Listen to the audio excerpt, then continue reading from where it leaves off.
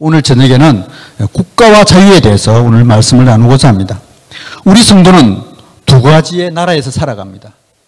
당연히 하늘나라, 우리가 영원히 가야 될 그 하늘나라, 천국이라고 그러죠. 뭐 예수님이 얼마든지 말씀하셨고 또 거기에 대해서 우리가 그 소망을 가지고 살아갑니다. 우리는 하늘나라 백성이고 그에 소속된 우리는 영원히 살아가야 될 상대다, 이렇게 알고 있죠. 그리고 또 한 가지는 우리가 이 세상에 살아가는 이 국가의 존재를 무시할 수가 없습니다. 그리고 우리 주기도문에도 예수님께서 분명히 이야기했습니다. 하나님 나라 이 땅에 임하게 하옵소서. 천국의 나라가 이 땅에 임하게 하옵소서. 그리고 오늘 본문의 말씀처럼 예수님도 그 국가를 인정하고 있다는 사실입니다. 6월은 잘 알다시피 호국 보훈의 달이었습니다. 지난 6월 6일이 현충일이었고 그게 대해서 많은 사람들이 인정하고 있지만 지금 이 호국 보훈에 대해서 우리가 많이 잊고 살아가고 있습니다. 호국 보훈의 달을 맞이하여 제가 떠오르는 사람이 한 사람이 있습니다. 그분이 누군가 하면 조창호 중이라는 분입니다. 제가 이제 그때 그 정보사에 있으면서 이분이 직접 이제 넘어왔기 때문에 이분에 대해서 직접 뵙기도 하고 이분을 만난 적도 있습니다. 당시에 이 조창호 중이가 우리나라에 넘어왔을 때 많은 사람들이 공감도 하고 또 이 포로에 대해서, 국군 포로에 대해서 공감을 했습니다. 이 조창호 중이는 정말 부유한 집안이었습니다. 연세대학교를 교육학과를 들어갔는데 6.25 전쟁이 터지자 10월 달에 자원 입대를 했습니다. 그리고 포병소위를 인간해서 이듬해에 중공군에게 포로가 됩니다. 그래서 북한에 끌려가서 전황해우의 자유를 지키려다가 수용소 그 유명한 아우지 탄광에서 무려 하루에 15시간의 강제노동에 시달립니다. 무려 43년간을 북한에서 생활했습니다. 그것에서 정말 우여곡절 끝에 탈북해서 우리나라에 왔습니다. 그게 바로 94년 10월 23일이었습니다. 당시에 가장 감동적인 것은 국립현충모지에 자신의 이름이 있었어요. 조창호. 그런데 그걸 전사자의 명단에 있는데 그 이름을 제시키는 그런 아주 명장면도 있었습니다. 당시에 저는 이분을 보면서 참 정치인들이 나쁘다는 생각을 참 많이 했습니다. 이분이 이제 북한에 있으면서 북한에서 결혼을 했어요. 그래서 쌍둥이 자식과 또 딸도 있고 그랬어요. 그런데 그 자식들을 생각해서 내가 왔다는 것을 공개하지 말아달라고 부탁을 했는데 당시에 그 김영삼 정부가 상품백화점에 그 국민적 여론을 호도시키기 위해서 이 사람을 바로 그 이튿날 바로 공개해버렸습니다. 너무 좀 안타깝더라고요. 더 안타까운 것은 또 김대중 정부에 이 사람도 이용했습니다. 당시에 이제 이 문제를 가지고 북한에 끌려간 그 포로 그 사람들 제발 좀 송환하자. 그런데 당시 이제 김대중 정부가 남북 정상회담을 이제 시행하게 되죠. 그러면서 우리나라에 있는 미전황 장비수, 소위 말해서 체제를 우리나라 자유 체제를 아니라 북한 체제를 끝까지 하는 미전황 장비수 63명을 북송시켜 버립니다. 6.15 선언 한다고 그러겠죠. 이분이 너무너무 안타까워가지고 북한에 남아있는 6만 명의 정도 포로들이 아직도 잡혀져 있거든요. 그래서 이제 노무현 정부 때 들어오면서 계속 김대중 정부 때, 노무현 정부 때 계속 우리 포로들, 전쟁의 포로들을 다시 돌려와야 된다. 그렇게 계속 이야기했는데도 안 됐습니다. 드디어 보다 못한 미국 의회에서 이 사람을 불러다가 이제 의회에서 정인을 시킵니다. 근데 이분이 하던 말이 이제 그분이 사망하기 전이죠. 2006년도 되기 전에 2005년도에 이런 말을 합니다. 미국에 가가지고. 왜 한마디 말도 못하는 정부가 됐는가? 누가 국가를 위해 희생할 것인가? 다시 국가를 위해서 희생하지 않을 것이다. 참 가슴 아픈 이야기죠. 지금까지 6만 명의 전쟁에서 포로가 됐던 그분들은 아직도 살아오지 못하고 있습니다. 얼마 전에 영국의 BBC에서 이런 보도를 했습니다. 최하 측민으로 살아가고 있는 포로의 딸들. PPT 한번 보여주실래요? 보도했던 자료. 그 북한에 가서 이제 결혼을 하고 그 자녀들이 태어났잖아요. 최하 측민의 삶을, 비참한 삶을 살아가고 있는 거예요. 지금도 저 인원들이 6만 명, 7만 명, 최악의 삶에서 지금 살아가고 있습니다. 나라를 위해서 목숨을 바치고 포로가 되어서 살아가는 저 모습에 우리는 아직도 침묵하고 있다는 사실입니다. 지난 6월 6일 날 알다시피 현충일에 기념식이 있었습니다. 그때 대통령이 그게 오니까 천안함에 그 살아남은 그 사람들이 모여가지고 천안함의 소행이 누구인지 좀 밝혀달라. 작년에도 그랬죠. 민평기 그 상사의 어머니가 대통령 옆에 있다가 저 천안함의 소행이 누구인지 이 할머니의 소환 좀 풀어달라. 대통령이 한마디 말도 안 했죠. 지금 어젠가요? 현 더불어민주당의 수석 대변인을 지낸 사람이 이런 말을 했습니다. 천안함의 그 함장이 자기의 부하들을 수상시켰다 이런 말을 해가지고 지금 논란이 벌어지고 있습니다. 북한이 공격한 거 일체 언급 안 하고 있습니다. 당시 천안함은 46명이 사망되고 58명이 생존했습니다. 그중에 국가유공자로 인정된 사람은 16명밖에 안 됩니다. 이분들이 이야기합니다. 누가 국가를 위해서 희생할 것인가? 다시는 국가를 위해서 희생하지 않을 것이라고 이야기하고 있습니다. 여러분, 국가가 무엇입니까? 전 세계 국가가 지금 193개국이 있습니다. 성경에서 나타난 국가의 시작을 보면 이스라엘 백성을 하나님께서 애굽에서 이끌어내가지고 그때부터 이제 국가의 시작이 됩니다. 근데 가나안으로 이동시켜서 그게 이제 국가를 만들죠. 당시에는 하나님이 직접 당시에 선지자를 통해서 사사를 통해서 직접 통치했죠. 그러다가 자기들이 왕을 뽑겠다 해가지고 최초의 이제 왕을 세우는 게 그게 사울왕이었습니다. 그리고 통일국가가 완성돼서 최초의 왕은 이제 다윗 왕이 서려드는 거죠. 이게 통일국가의 형성이었습니다. 여러분, 한국과 이스라엘은 굉장히 많이 밀집되어 있습니다. 성경으로 보면 그렇고 지금 현재에서도 그렇고 어느 정도 같으냐 하면 독립연도가 1948년 하나는 5월이고 이스라엘은 5월이고 우리는 8월입니다. 그게 특별하게 유엔에서 유일하게 직접 세운 국가입니다. 보통 국가가 세워놔놓고 유엔이 인정하는데 유엔이 직접 세운 국가가 두 나라밖에 없습니다. 그게 바로 이스라엘과 우리나라입니다. 그리고 남북이 분단되어 있던 그 과거의 역사가 지금 우리 역사하고 너무너무 유사합니다. 여러분, 북유다와 남이스라엘이 있었습니다. 북유다에는 19명의 왕이 있었습니다. 그런데 전부 악했어요. 전부 다 여로보암과 아합의 길을 걸었다. 나중에 하나님 결국은 보다 못하가 멸망시켜버리죠. 남쪽에도 남이스라엘에도 22명의 왕이 있었습니다. 그런데 전부 악해지는 않았어요. 그 중에 하나님의 선하신 왕이 있었습니다. 아사, 여호사밧, 히스기야, 요시아와 같은 사람들은 굉장히 하나님을 두려워하고 그래도 하나님을 섬기려고 그랬죠. 지금 북한의 저 세습 정권 삼부자 내 세습을 하면서 지금 우리 국민들이 얼마나 우리 민족을 저렇게 못 살게 보고 있습니다.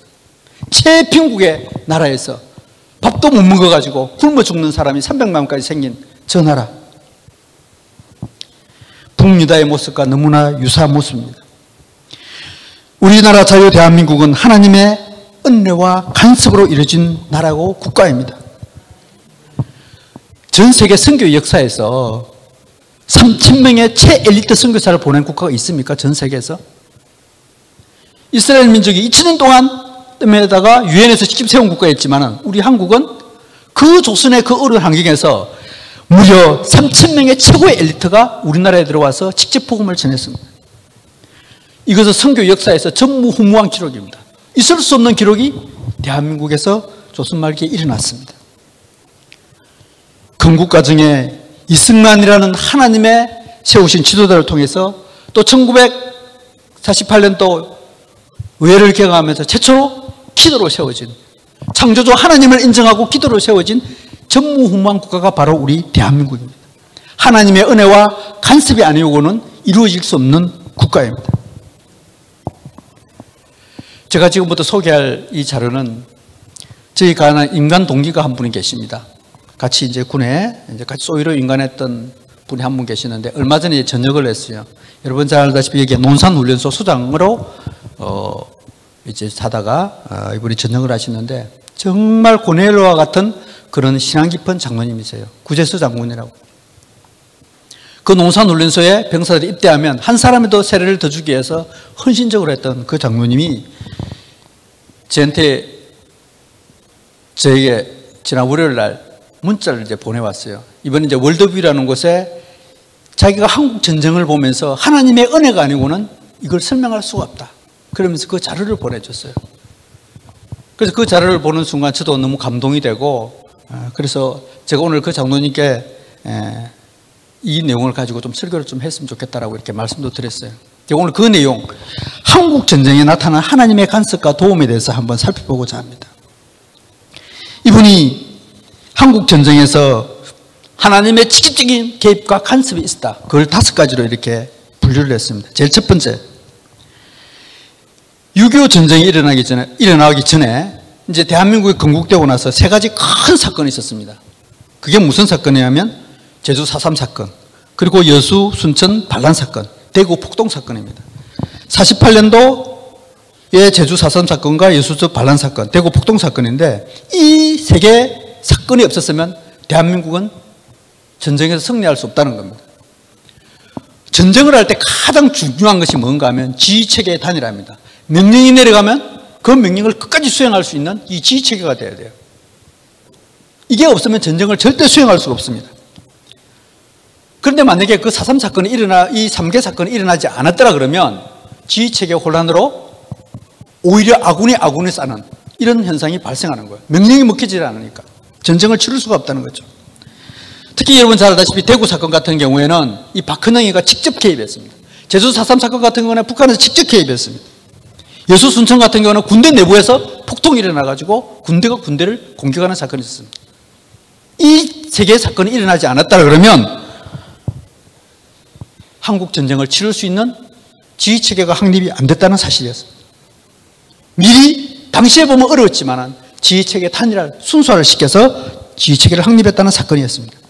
두 번째는 북한군이 서울을 점령한 후에 3일간 지체했다는 사실입니다.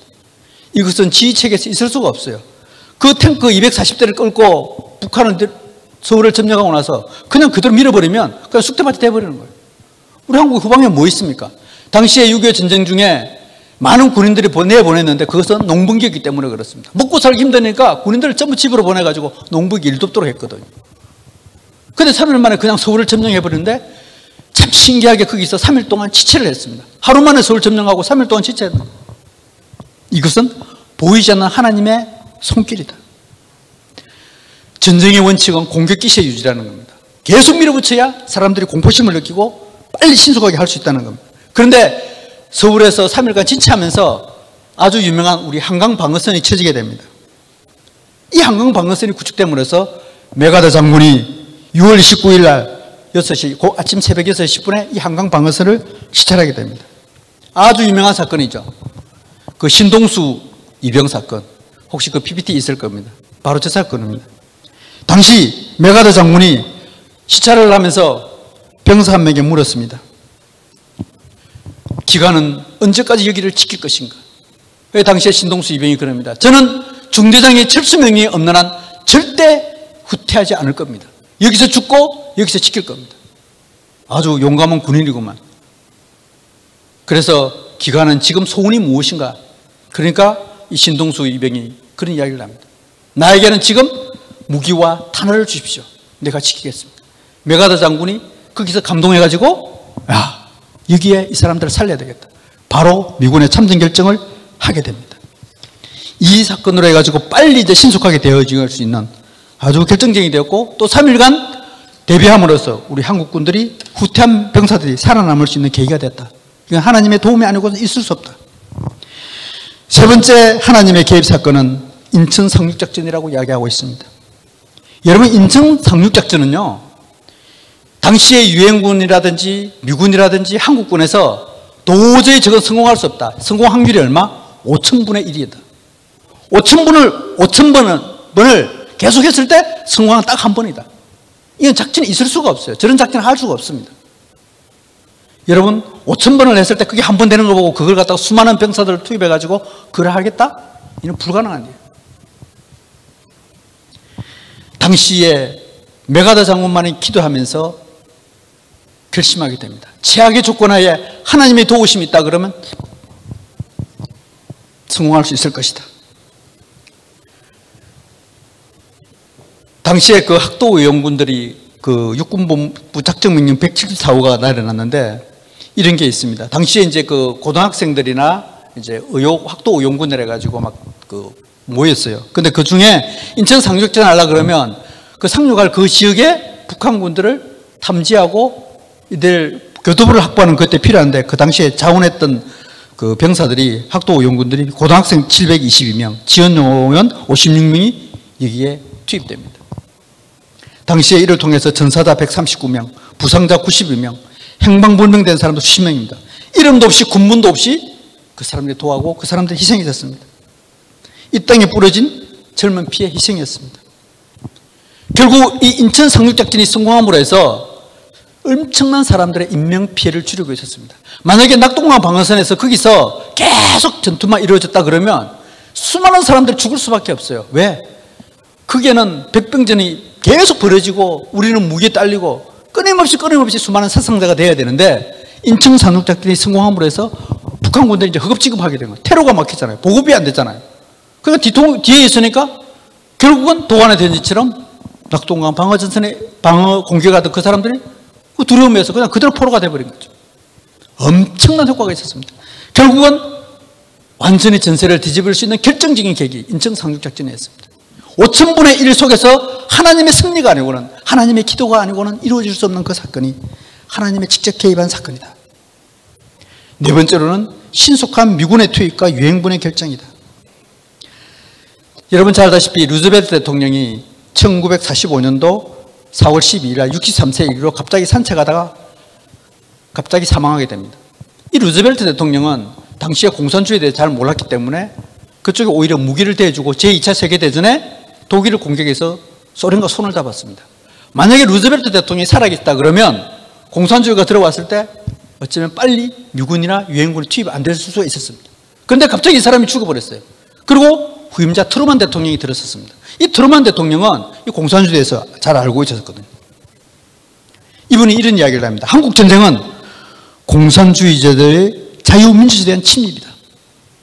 당시에 한국 전쟁이 발발하는 소식을 듣고 저 기자회견하는 장면입니다.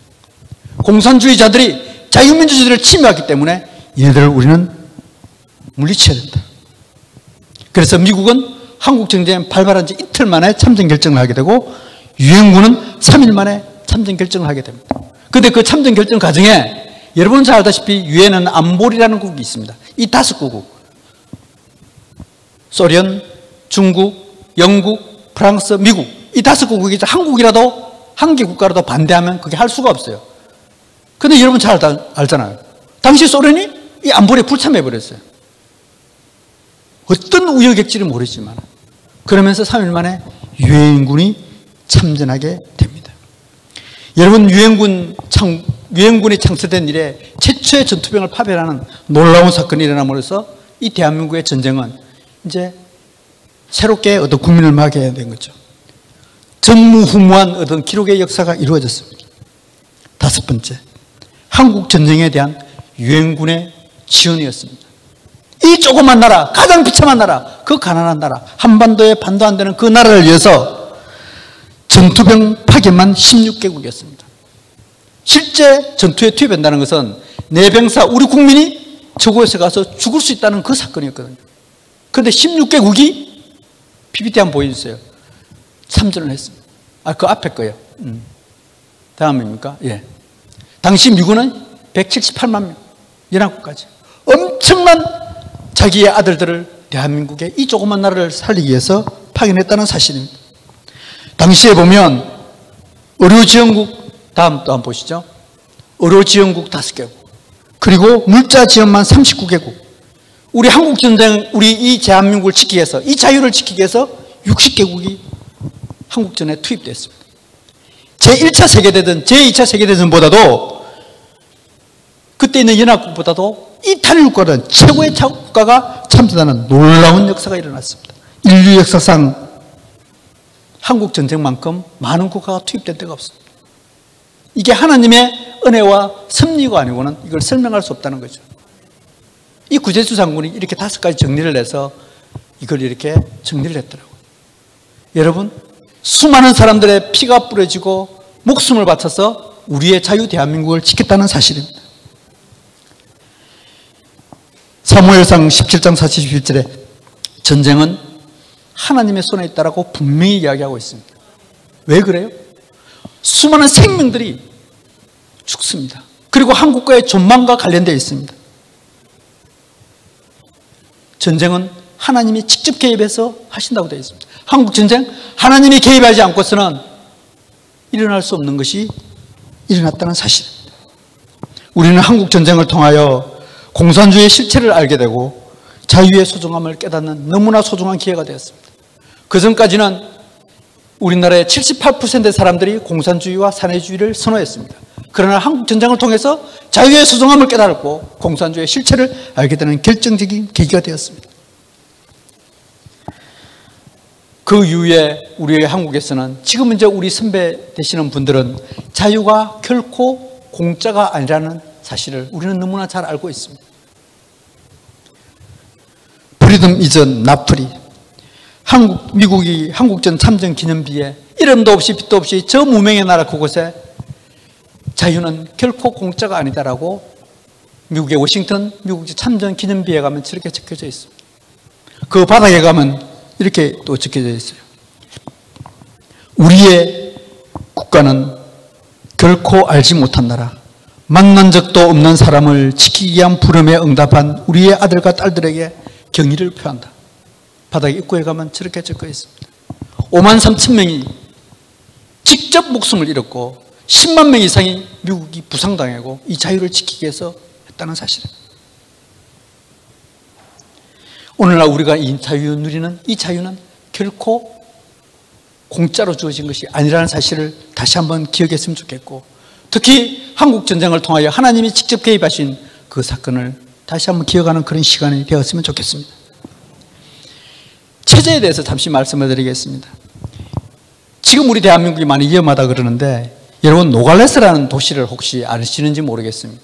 이 노갈레스가 되면 쌍둥이 도시예요. 여러분 제일 좌측에 보면 저게 이제 북아메리카인데 미국하고 멕시코하고 그 중간에 위치한 도시입니다. 이 도시는 1895년도부터 형성이 됐어요. 아주 우리 좀 소도시입니다. 그런데 같은 언어, 같은 조직, 그냥 옆집이에요. 여기 뭐 같은 동네니까 조그만 소도시니까 같이 왔나고 그러잖아요. 같은 문화를 쓰잖아요. 그런데 저게 국경이 나뉩니다. 미국이 그 땅의 일부를 사들여요. 멕시코에서 돈은 많았지만 미국이 이제 알래스카도 소련으로 사들이고 저 땅의 일부를 국경이 필요하고 그래야 되니까 저 국가의 일부를 이제 사들이게 됩니다. 당시에 멕시코는 세계 7위의 석유 생산국이고 초강대국이었습니다.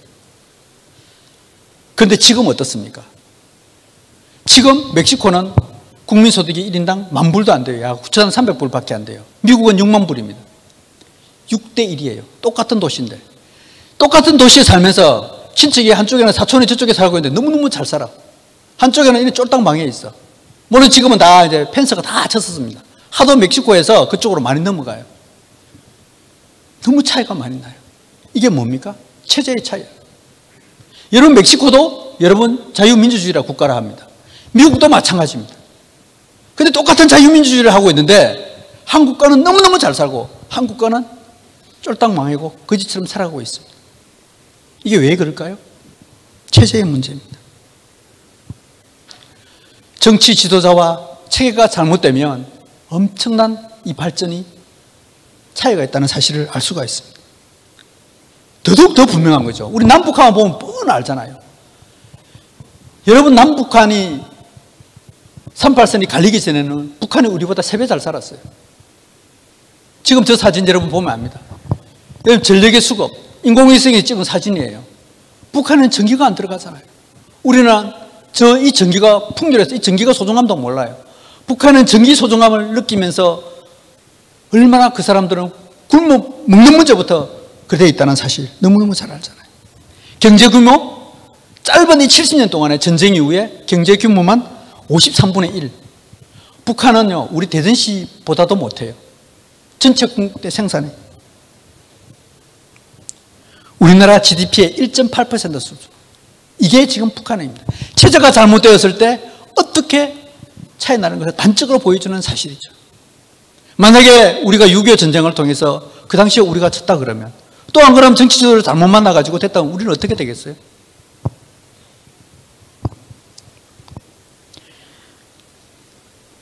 정말 이 정치 체제의 중요성은 너무너무 우리에게 삶에 직접적인 영향을 미친다는 것을 알 수가 있습니다. 디모데후서에서도 그랬잖아요. 너희들은 정치 지도를 위해서 기도하라. 우리가 평안함과 고요함을 위해서 그들을 위해서 기도해야 된다. 최근에 보면 국가보안법 폐지를 하려고 하고 있더라고요. 국회의원들 80명이 붙어가지고 국가보안법을 폐지하자. 여러분, 국가보안법은 우리 자유 대한민국 중에서 그 자유를 지키기 위해서, 우리의 체제를 지키기 위한 필요한 법입니다. 그런 법이 없는 국가가 없어요. 그런데 국가보안법을 폐지하자. 그래서 사람들이 야, 당장 떠오르는 게 국가보안법 하면 공안 이렇게 생각해가지고 저게 폐지된 의미를 몰라요. 국가보안법 폐지는 우리의 자유를 뺏어가겠다는 논리입니다. 지금 우리가 누리고 있는 이 자유를 위해 우리는 이제 알아야 됩니다. 하나님의 형상을 닮은 우리라고 그럽니다. 출애굽기 10장에 보면 하나님은 스스로 있는 분으로서 우리 인간을 창조하고 하나님의 최고의 선물이 뭔가 하면 우리 인간에게 자유를 주었다는 사실입니다. 이 우리에게 준 자유를 우리는 지금 스스로 빼앗기고 뺏어가고 있는 사실입니다. 수많은 사람들이 피와 땀과 생명을 바친 이 자유가 지금 많이 위협을 받고 있다는 사실입니다. 여러분 잘 알다시피 그 여자위원회에서 예배 회복을 위한 자유시민연대에서 지금 민사소송과 공직감사를 해서 시도했습니다. 우리의 예배의 자유를 지키기 위해서입니다. 그런데 더 중요한 것은 저는 이 예배의 자유, 이걸 정부에서 간섭함으로 해서 어떤 현상이 발생하느냐, 우리 모든 국민들의 다른 자유까지 지금 뺏어가고 있어요. 예배의 자유, 교회뿐만의 자유를 지킨 게 아닙니다. 예배의 자유는 바로 사상의 자유, 집회의 자유, 결사의 자유, 이 모든 것이 다 포함되게 예배의 자유예요. 우리가 여기 모을 수 있는 거, 이게 결사의 자유잖아요. 집회의 자유잖아요. 근데 예배를 못 드리게 하면서 집회의 자유, 다른 자유, 표현의 자유까지 다 막아버린다는 사실입니다. 예배의 자유를 위해 싸운다는 것은 우리 국민들의 자유, 대한민국의 자유를 위하여 싸우는 것입니다. 여러분, 포괄적 차별금지법 많이 막기 위해서 하고 있습니다. 다른 거 제2의 성, 제3의 성, 그 다음에 성적 자기결정권, 인권과 평등에 잘못 적용한 거 많은 논리들이 있습니다. 그런데 결정적인 건 뭐냐 하면 포괄적 차별금지법의 가장 큰 핵심은 뭐냐? 바로 우리의 자유를 뺏어간다는 사실입니다. 저게 잘못됐다, 이게 잘못됐다, 그 자유를 못하게 막는 게 이 포괄적 차별금지법이잖아요. 성, 젠더 이런 부분이 잘못됐다는 거, 이걸 입을 막겠다는 게 이 포괄적 차별금지법의 핵심입니다. 우리는 성경을 통해서 예수님만이 진리고 이 성경만이 진리라는 것을 우리는 분명히 너무나 잘 알고 있습니다. 하나님을 떠난 우리의 삶은 죽음이요, 결국 우리는 망할 수밖에 없다는 사실을 너무너무 잘 알고 있습니다. 그런데 이걸 못하게 막는 것이 지금의 오늘날 많은 법들이 들어오는 거죠. 여러분, 단순하게 지금 우리가 이 시대에 우리의 자유를 억압해오는 이 자유에 대해서 우리가 방어하지 못하고 지키지 못한다면 그 피해는 고스란히 우리 자손들에게 돌아갑니다. 지금은 당장 표가 안 날지도 몰라요. 그런데 여기에 침묵하고 있어요. 우리가 예배의 자유를 지키는 거 너무너무 소중한 겁니다. 제가 최근에 가장 느낀 게 그래요. 지금 가장 먼저 회복되어야 할 게 뭐냐? 우리의 예배의 자유의 회복이에요. 어떤 사람들은 그러더라고요. 이 예배의 자유, 지금 인터넷 예배잖아요. 인터넷 예배가 하나님이 우리에게 둔 제2의 종교 계획이다, 이렇게까지 표현하신 분들이 있더라고요. 정말 너무너무 잘 모르는 거죠. 이 예배가 어떻게 이루어져 왔고 중요하고 소중한 것인지. 또 어떤 분은 정말 아시는 분은 다 알만한 그런 분입니다. 그 교회에 있는 목사님이 그러더라고요. 우리는 정부의 시책에 맞추기 위해서 1부, 2부, 3부, 4부 30%밖에 안 되니까 잘라가지고 예배를 드린대요. 그건 뭡니까? 교인들에게? 왜 예배를 드리는데 정부가 개입하고 통제하는 겁니까? 그런데 그게 정부가 통제한다는 걸 몰라요. 묻어져 있는 상태입니다. 우리가 자유를 지키기 위해서 어떻게 해왔고 되어지 않은 그 사실을 모르고 침묵한다는 사실입니다. 우리가 호국 보훈의 달을 맞이해서 이 6월달을 맞이해가지고 한 번 더 이 자유 대한민국의 소중함과 우리의 자유의 소중함을 위해서 기도하고 또 감사하는 그런 마음을 가졌으면 좋겠습니다. 제가 항상 이 성진에 올 때마다 참 감사하는 게 보면 여기 계단 올라올 때 보면 그 어머니가 아기 업고 기도하는 모습이 있어요. 제가 오늘 그 사진을 직접 여기에 가져왔는데 몰랐을 거예요. 여기 올라오면 여기 있잖아요. 저는 저 사진을 볼 때마다 제 어릴 때 저희 부모님들이 기도하는 그 모습, 그게 항상 떠올라요. 아무것도 먹지 못해도 그냥 장소만 있다 그러면 무릎 꿇고 기도하고, 배는 고프더라도 교회 가서 기도하는 그 모습, 그게 눈이 너무너무 선해요. 지금 우리 할머니들, 그런 분들의 기도 속에 지금 우리 한국이 이렇게 발전되었다는 사실. 밥은 못 먹고 배고파도 저 아이를 앉혀놔놓고 기도하는 모습, 내 자녀, 내 교회, 내 가정이 잘 되기 위해서 기도하는 저 모습 보면서 항상 가슴이 뭉클해요. 지금 우리 성총장로교회가 저런 모습이 되었으면 좋겠습니다. 누가 뭐라 그래도 어디서든지 항상 감사하고 이 자유 대한민국을 지켜달라고 기도하는 그런 모습. 오늘날 많은 분들이, 젊은이들이 열정은 많아요. 그런데 진짜 예수가 없어요. 정말 예수가 누구인지. 열정은 되게 많은데 이게 왜 그래? 인본주의가 들어와서 그래요. 진짜 하나님 중심이 아니라 내 생각, 내 판단, 세상의 어떤 그 흐름 속에서 다 따라가고 있어요. 우리의 부모님들 저 기도하는 모습 다른 거 보지 않았습니다. 정말 하나님 한패 매달리는 그 기도밖에 없었어요. 그냥 무릎 꿇고 기도하는 그 모습. 힘없고 어려울 때, 없을 때 그냥 기도하는 우리 사랑하는 성총교회 모든 성도님들과 저와 우리 모두가 되었으면 감사하겠습니다. 그리스도께서 우리에게 자유롭게 하시려고, 그러므로 굳건하게 서서 다시는 뭐라고요? 종의 멍에를 매지 말라. 우리에게 그 주신 자유, 이 자유를 다시 주시기 위해서, 물론 제약에서 벗어난 자유도 있습니다. 예수님을 직접 보내줄 정도로 이 자유의 소중함, 오늘 저녁에 느끼는 귀한 시간이 되었으면 좋겠습니다.